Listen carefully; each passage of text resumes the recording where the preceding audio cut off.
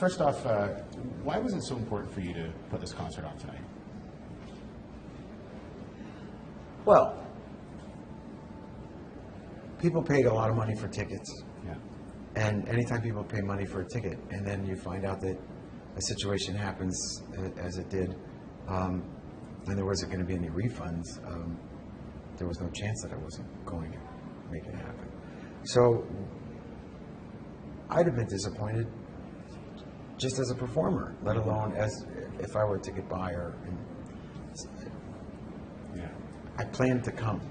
I'm here. We're going to do it. It's going to be great. Have you run across anything like this before? Like, is this unique to this situation now? It's, yeah. I have not. You guys been in the business a long time. I have been in the business a long time, and it's tough. You know, we really don't usually deal in these kind of situations. We've been around this far too long. Yeah. But it's okay. We have the ability and experience to still deliver the promise to the person who wants to come and see it. Right. I guess as an artist, also when you hear people on Twitter and things like that saying, "I can't believe this," and so upset. I mean, you as an artist read that, you think, these are the people that pay my salary. No, I don't think of it like that. I don't work for anybody. I make art, and if people want to buy art, that's their business. Right.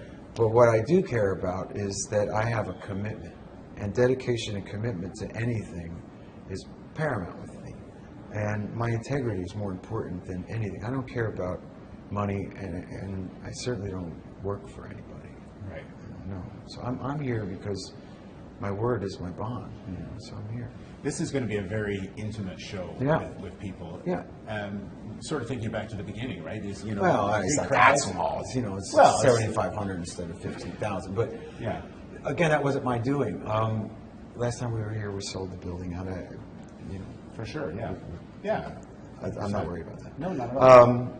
But for the fan experience, it's huge. great. It's cool.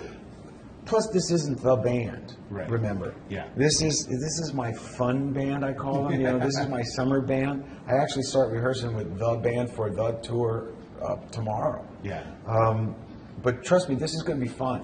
When we heard Robbie Krieger was going to open, we're doing Touch Me. He might not be there, but we're doing. And I'll play all the hits, and we're gonna just show you a little more of who I am, what I do, why I do what I do.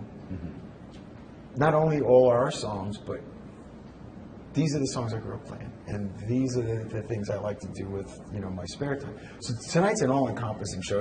I trust it'll be a unique show and an experience for everybody. It'll be like a block party. Yeah. Talk about the new music that you had came out yesterday. Describe sort of what this so-called album is. Yeah, Burning Bridges is the end of an era, really, and it was meant to coincide with a Southeast Asian tour that we were doing. It was it's a fan record. It's under the radar, right. But it's also the conclusion of a 32-year relationship with my record company, and it was time to move on. The traditional model wasn't working for me anymore, and so it was both a fulfillment and, more importantly, something I'm proud of, because it's songs that I wouldn't put out otherwise. But the record is almost done, and it comes in the spring. Yeah. What will we see in the record, the next record? What is it? I think it's a record of boy, there was a lot to get off my chest in the last year. I went through a lot of turmoil. Yeah.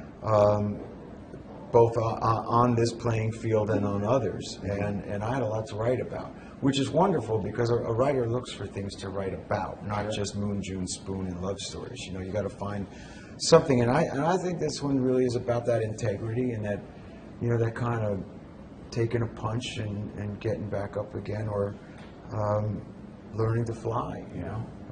So I hope that people relate to it. But it's in essence done. I got to tweak things, but I feel great.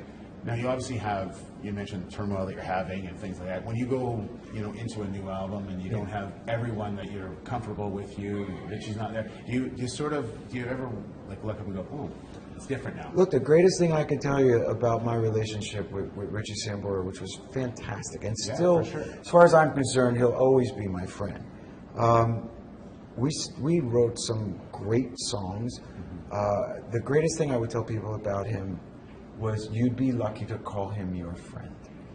Greatest thing I could ever say about anybody, man or woman.